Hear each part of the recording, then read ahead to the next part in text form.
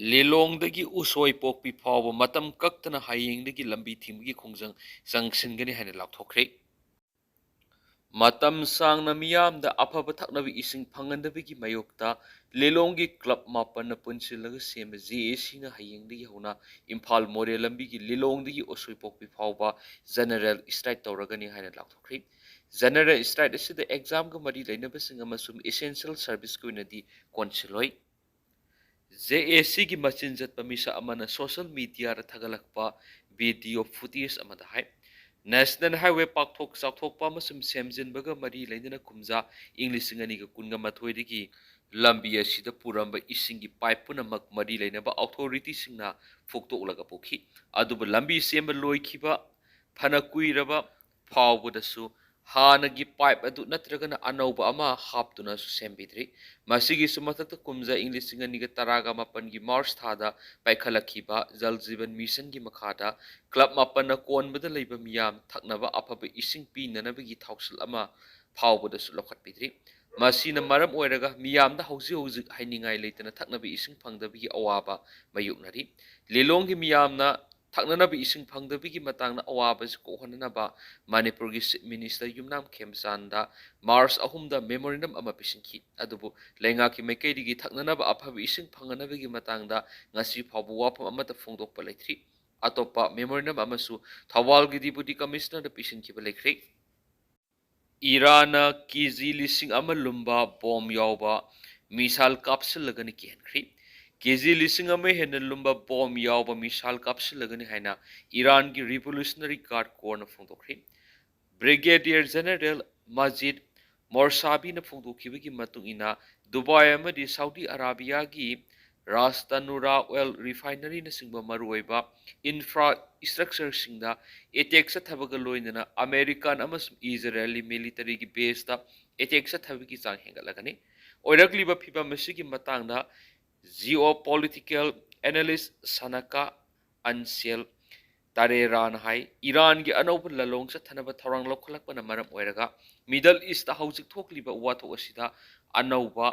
ꯃꯌꯣꯟ ꯑꯃ ꯄꯨꯔꯛꯂꯒꯅꯤ꯫ ꯃꯤꯗꯜ ꯏꯁꯀꯤ ꯑꯣꯏꯅ ꯃꯤꯁꯥꯏꯜ ꯃꯁꯤꯡ ꯈ꯭ꯋꯥꯏꯗꯒꯤ ꯌꯥꯝꯅ ꯂꯩꯕ ꯂꯩꯕꯥꯛ ꯏꯔꯥꯟ ꯑꯣꯏꯔꯤ꯫ ꯋꯥꯁꯤꯡꯇꯟꯗ ꯕꯦꯖ ꯇꯧꯕ ꯁꯦꯟꯇꯔ ꯐꯣꯔ ꯁ꯭ꯇ꯭ꯔꯦꯇꯦꯖꯤꯛ ꯑꯦꯟड ꯏꯟꯇꯔꯅꯦꯁꯅꯦꯜ ꯁ꯭ꯇꯗꯤꯁꯀꯤ ꯔꯤꯄꯣꯔꯠ ꯃꯇꯨꯡ ꯏꯟꯅ ꯏꯔꯥꯟꯒꯤ ꯀꯤꯂꯣꯃꯤꯇꯔ 3,000 ꯁꯥꯡꯅ ꯀꯥꯞꯄ ꯉꯝꯕ ꯅ꯭ꯌꯨꯀ꯭ꯂꯤꯌꯔ ꯃꯤꯁꯥꯏꯜ ꯂꯩ ꯍꯥꯏꯔꯤ꯫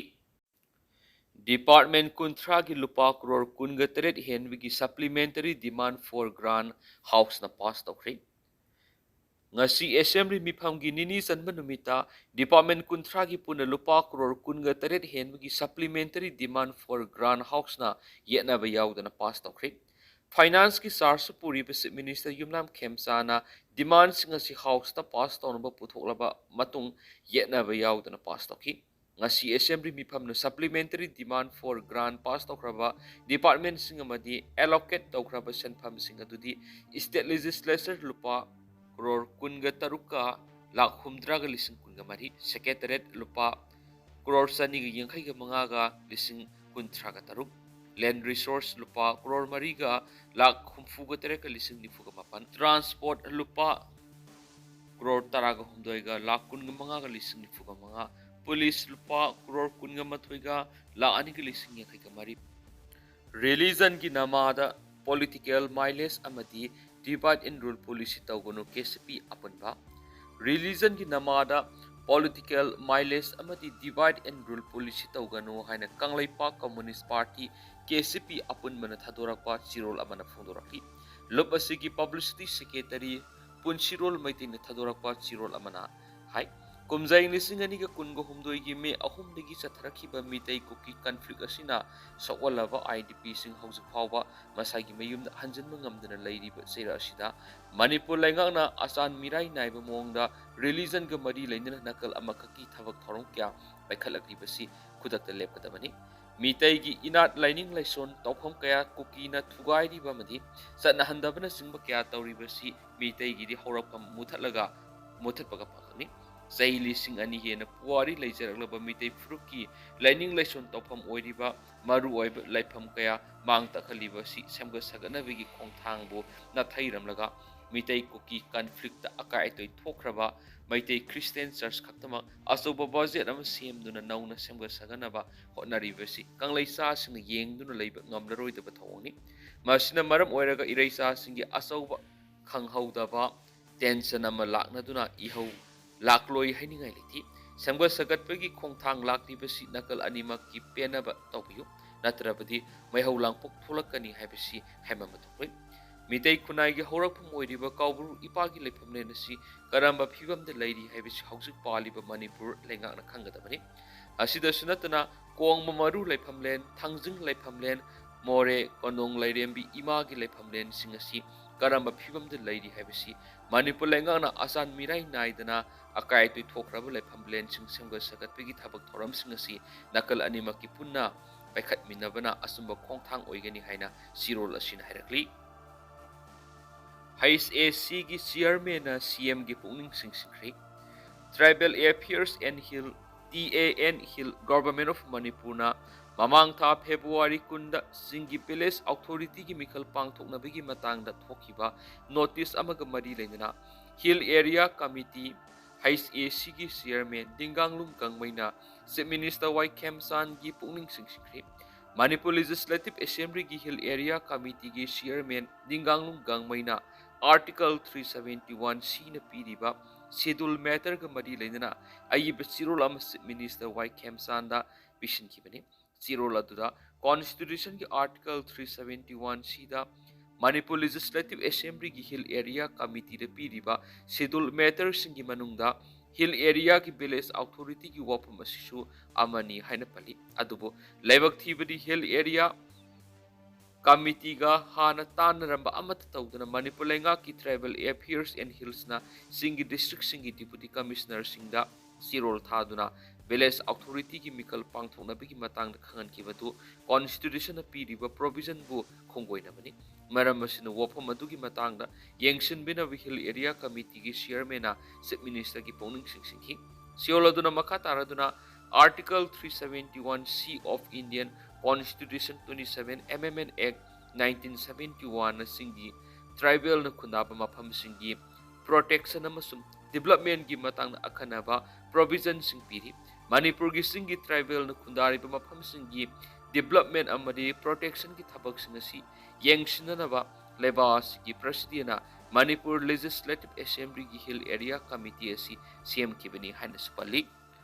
Panbayabadi sa yesigi February kunda Tribal Affairs and Hill TAN Hills Government of Manipur na notification na mathoktuna singi district sing Tamenglong None Senapati Kangpokpi Urkhul Sandel Tengnopal Chuchampur amasum Ferzol gi Deputy Commissioner sing the Manipur Palace Authority in Hill Areas Act 1956 Section 6 ki makhada Village Authority ki mikal pangthokna bigi thabak laukhatnaba khangan khibani loinana Village Authority ki mikal pangthoknaba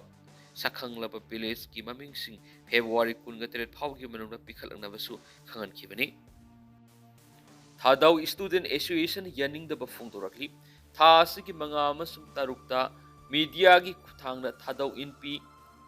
General Headquarter TIG HQ na phongdokhiba wapam ama Thadau Student Association TSA na kana yaningdaba phongdorakpaga loinana Thadau NP gi joint declaration adu satnaba yadaba wapam ni hairi Thadau Student Association TSA na thadorakpa chirol amada Thadau NP General Headquarter na tha asigi mangada media gi khuthangna thokhiba joint declaration adu yumpham yaudaba amadi TSA bulan ohannaba honabani Declaration aduda signature maming designation seal amadi atai satpi yaba praman oiba amat yaudi haidi government authority natragana court khaktana organization amabu unlawful oi haina lauthopu ngami haibis India gi law da mek singna laidi masinatana organization amabu unlawful oi haina lauthopu gi sakti unregistered oiba masana saktak sabalup amatada masigi hak laiti Maramasina Thadau NP General Headquarter document asimak unlawful oiba criminal impersonal amadi criminal conspiracy amani hari Maramasina Thadau NP General Headquarter ni haibisingna thokibu wapam adu Thadau Miyam na civil society organization sing amadi mari leinaba media na thajabiganu hainasu TSA gi mekedi ki phongdokli amaromdana Koki Village Authority na police ta wakatkri Imphal Urkhul Lambigi Bunghon Village ta Tangkhul Sinau Lomang Tangkhul Mother Association na lambi asat ok sing sek tawbagi thabak chatari haina Kuki Village Authority ni Imphal East ASP da wakat sirol ama piduna masibu thingbina mataksingkhe Irangpat Mongnelzang Mohoi Phai Goltabi Phaipi Jang amasum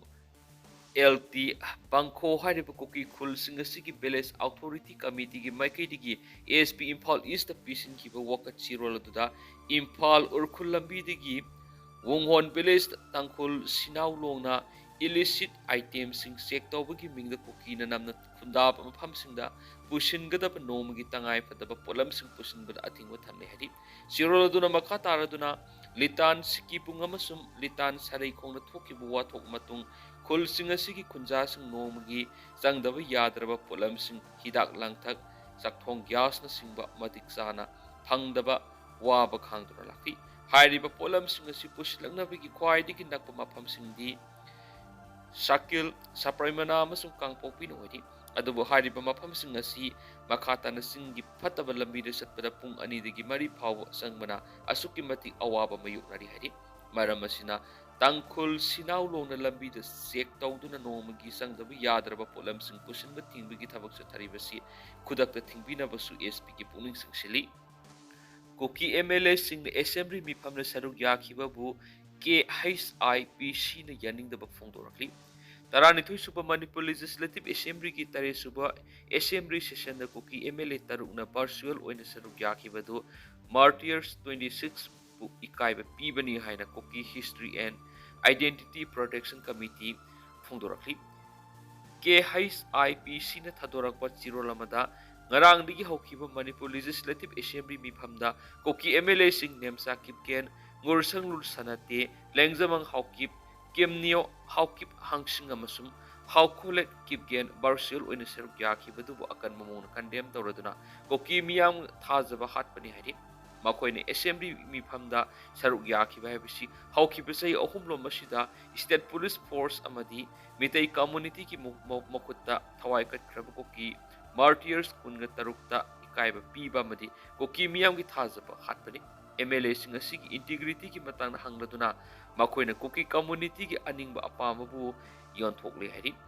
ke HIPC ki oina tokhaiba lenga ama Kuki history identity amasum hakkan mayaba Kuki Miyang ki phire matam supad ikai khunnabago loindana sawatkane hari kumjaing lising ani ga kungo humdui gi me ahum digi irang thulakraba matung Kuki MLA sing Manipur Legislative Assembly gi mifamda saruk yatana lakhibani